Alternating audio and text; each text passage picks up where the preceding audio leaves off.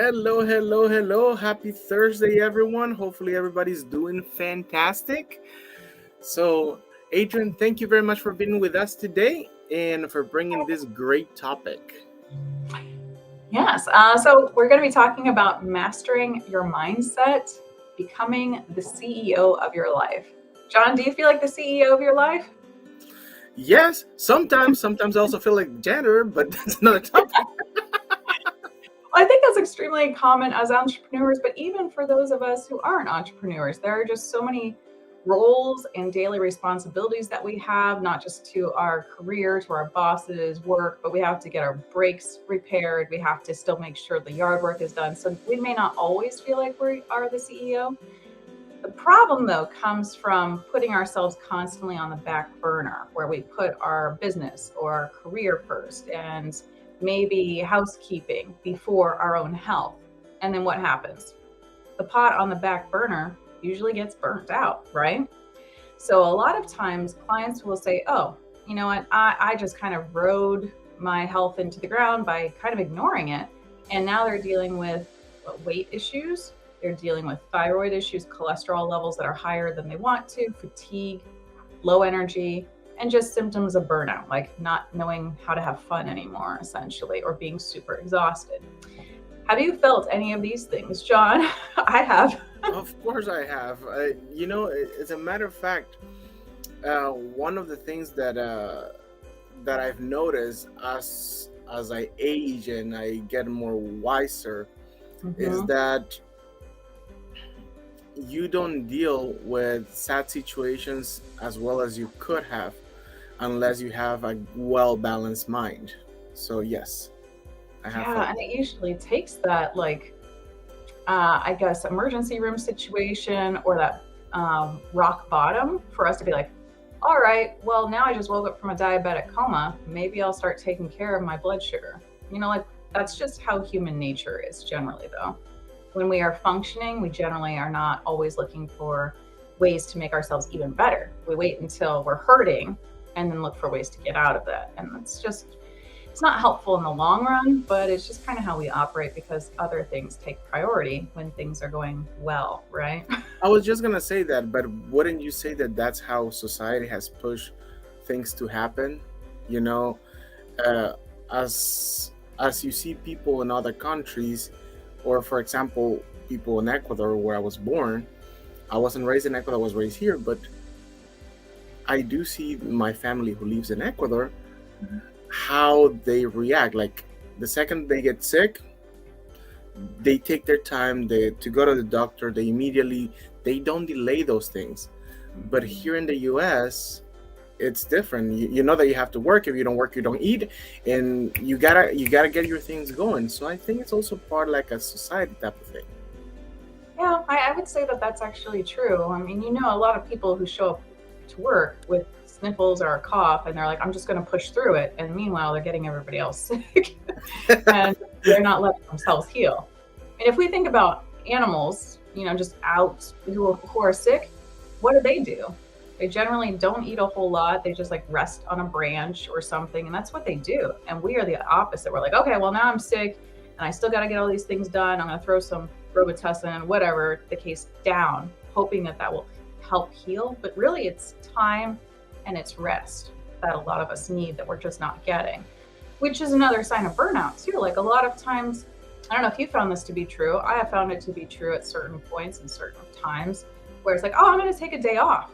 And then I still end up working because like that's part of like my brain is like, hey, you have this idea, work on this blog right now. And I'm like, well, also, what is joy anymore? Sometimes we get so much into working, and we're like, should I take a walk? Like, what should I do with my day off?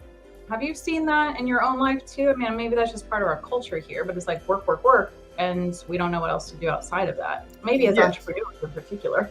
I was just gonna say that as an entrepreneur, your mindset is about production, production, production, as well as I don't know if this has happened to you, but whenever you don't get to do what you call work, the second that you're doing something that you have to do, let's say like you just mentioned a minute ago, let's go for a walk.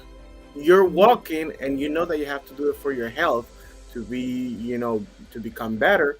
but at the same time you have this little thought in the back of your head that is like, oh my god, you're not doing what you're supposed to be doing, like seriously, like guilt of not doing something that is quote unquote productive.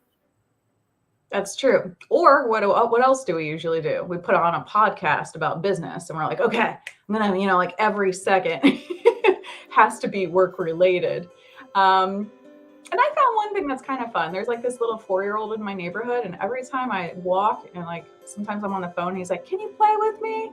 And like one of my Oh, personal policies in life is that if a child asks you to play with them, you should. I mean, because you get to bring out your own inner child, you make them happy. So when I don't have to like be on a call or anything, I will blow bubbles with him or, congratulate him for riding his bike around. But that's just another thing. I don't want to be working so much of the time that I can't even say hi to a 4-year-old or take 5 minutes to blow some bubbles. Like that's just important for me and my personal policy of like trying to build community and also take care of myself by giving myself a real break, not a pretend break, which is usually what happens. So another important thing is that because we've forgotten to play, that's one thing that I would like for all of us to start thinking about. Like, what is fun for you? And I don't care if you're like 50 years old, 35, or 20.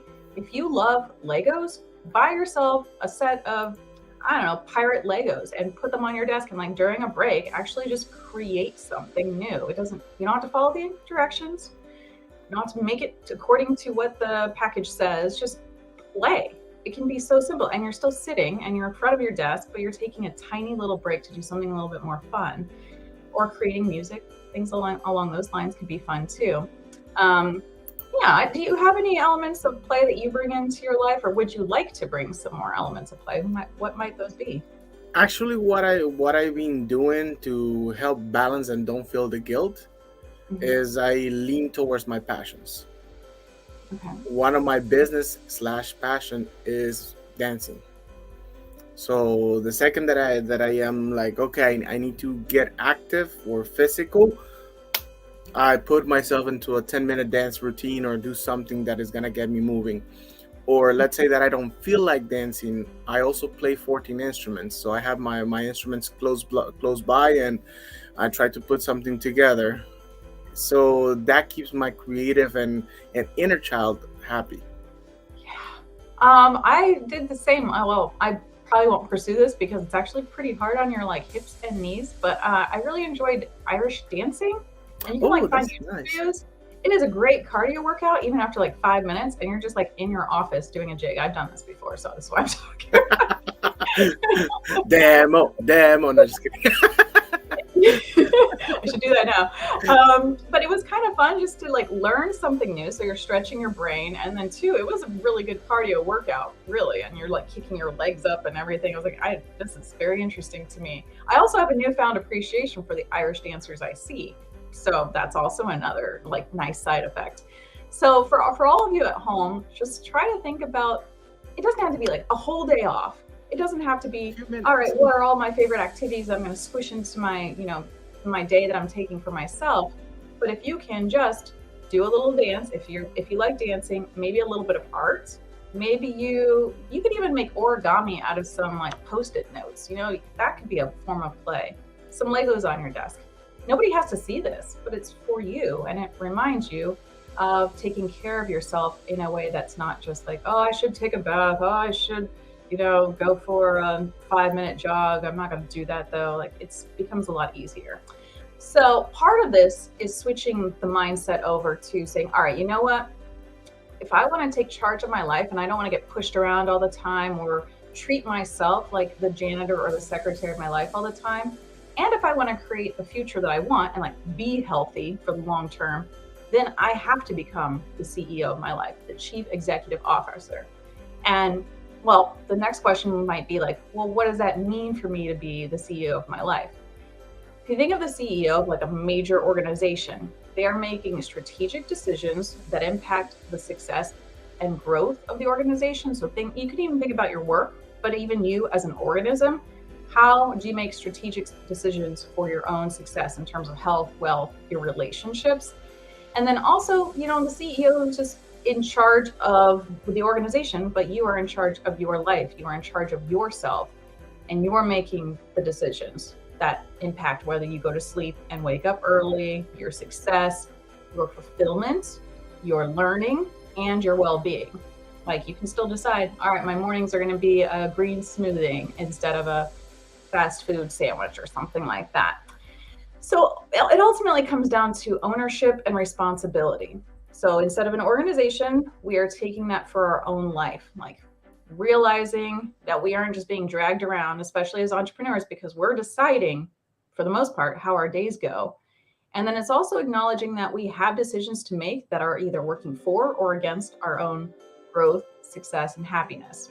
So all of that, I think, really is very important. What are your thoughts on that, John? And like, do you feel like it might be doable for people? Just kind of explaining it that way. Yes, it is very doable. The one thing that I like the way that you explained is that we're making strategic choices. I like the way you say it because in reality, I don't know about you, but for me, I wake up every day with a different feeling, with a different mood. It's never the same. So Mhm. with that said, there's days that I'm like, I gotta put a little more pep talk into my morning day, and there's days that I'm like, oh my God, please get me a wire because I need to let go this energy somehow. So it's I think it's as a Kara because I love the way she says it. This meat suit Oh needs yeah. to express itself, and there's so many ways that you can do, but if you don't do it consciously like a CEO, Hmm. where you're actually okay, I'm gonna do this and this and this because of this and this, then you're never gonna achieve that. That is the one thing that I love about us entrepreneurs, that we actually have choices. I mean, Hmm. not everything, but we have a lot of choices that people that have a regular 9 to 5 don't. Yeah, and I think piggybacking off of that a little bit, it's not even just what tasks we're going to do. It's more, I'm choosing my thoughts and my beliefs today. I'm not just letting them run me. Hmm. You know, whether it's keep working, keep working, keep working. And the other part of me is like, no, actually, I'm going to be more productive if I take the walk, play with the 4-year-old child, and then come back and create. It's taking that moment to just say there's a space here between the initial thought and how I'm going to react, and then say, well, what do I want to happen? And most of us just, they're so close. We're just like thought and do. Yeah. Actually a gap. So one of the things that I usually suggest to people is we have to prioritize our health and our well-being. It's physical health, but also it's so much more than that, because when we have more energy, we are more productive. So this isn't just a matter of like, oh, I should be eating my vegetables, eating my fruits in, eating enough protein, all of that. It's more like, I know I'm going to be a better performing version of myself if I've gotten enough sleep, if I'm handling my stress, and if I'm eating the right foods.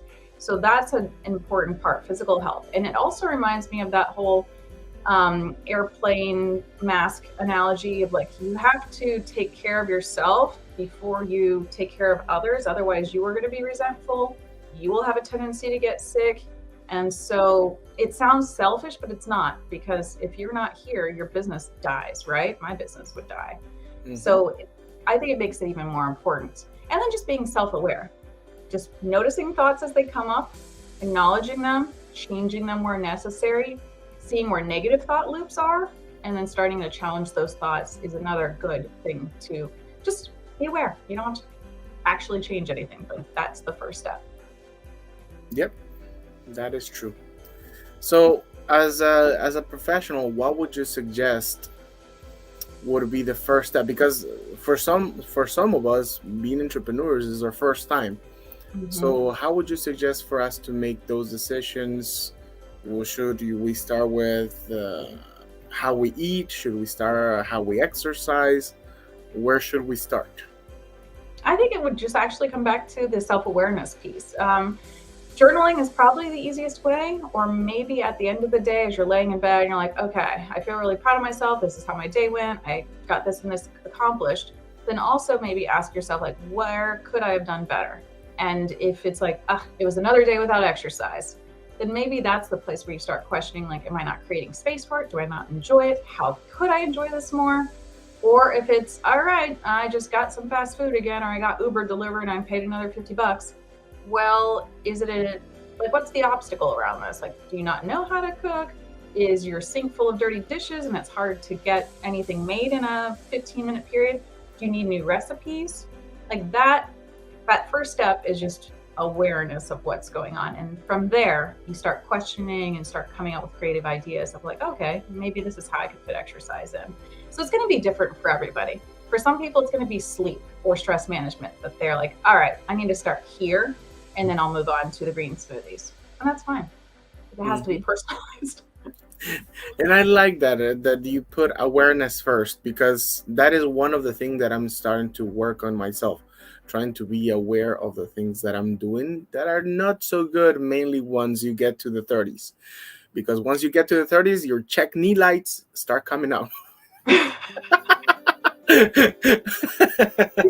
knee or check engine lights? Check knee lights? Check knee lights. Yeah, actually, this is a good point too. I mean, there's so many people will just kind of rely on the good health that they have in their 20s. I was kind of guilty of that to a certain extent too. And it's like, all right, I can, wake up at 6 and do this presentation over here, drive all around town, meet clients, do crazy things, and stay up dancing until 11, 12, 1 o'clock at night. And I can still wake up the next day and get through the day.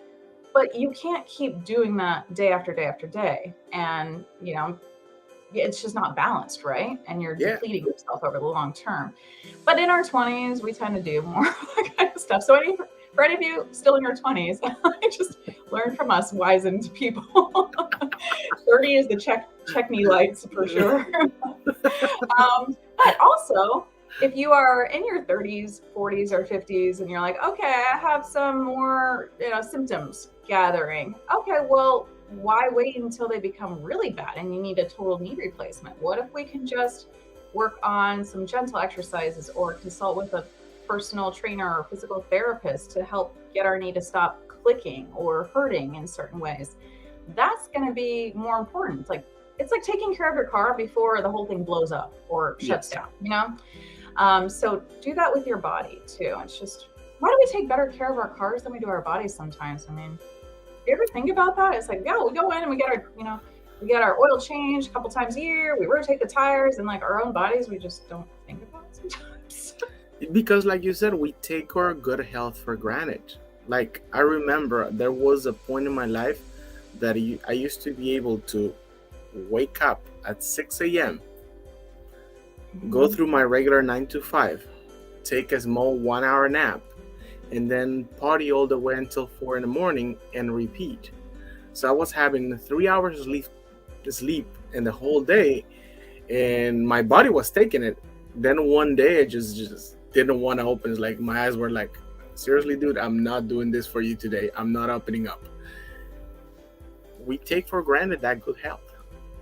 That's true. And usually it's, I wrote a whole blog about this. I think it's called Your Body Mindfulness, but basically it's like getting a phone call, and it's like your body saying, hey, your blood sugar is kind of like whack in here. Maybe you should take care of us. And we're like, nah, decline. Don't want to deal with it. No, it's not even decline. It's not even decline. It's not even decline. It's one of those pre-made messages. I'll call you back. Yeah, I'll call you back.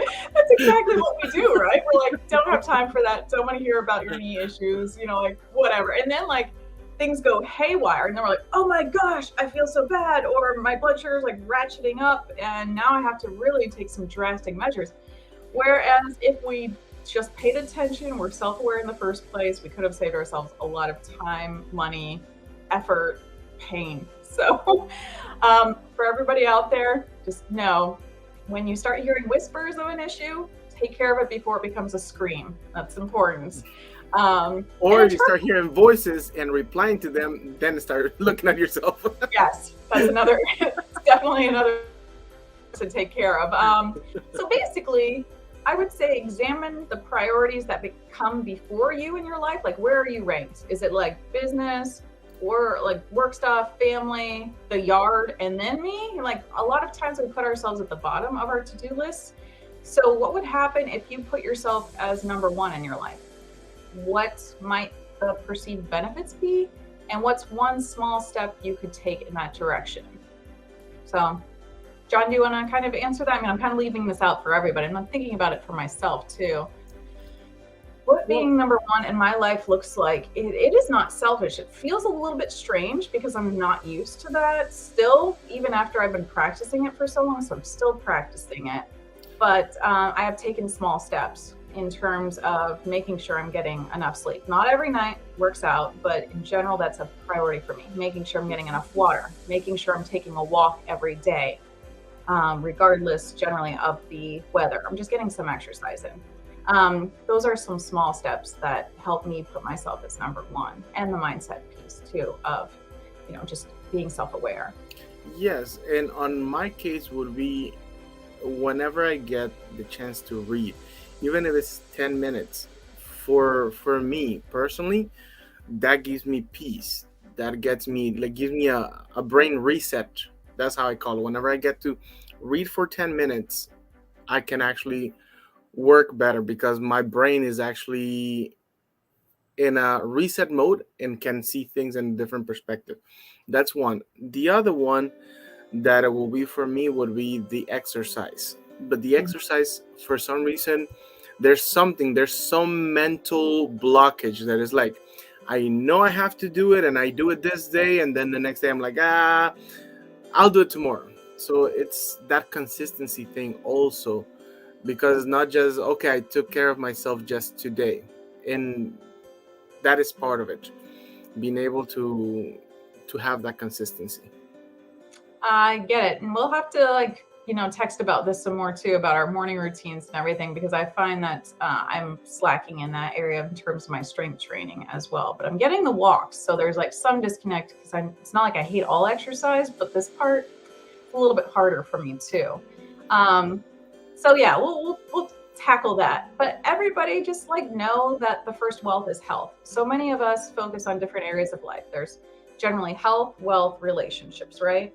Most of us are focusing on wealth, like our jobs, how to get more money, to the detriment of our health and also our relationships. So again, just be self-aware and start thinking like, how are my relationships these days? How is my health? Because you know, we're the first wealth is health. You have to have that before everything else comes. So if you focus on that, you're going to be more productive. You're probably going to end up making more money. If you're healthy, you're probably going to show up mentally and physically healthy in your life to attract the right people for you. Hmm. So, and to keep those relationships healthy. So I think it always comes back to that. Ralph Waldo Emerson is one of my favorite poets slash writers, I guess. He was a poet, he was just a writer. But that was a Yeah. really good quote. And one thing, because you just mentioned about that we are always pursuing the wealth kind of thing, the wealth mentality, it's first define what is wealth for you.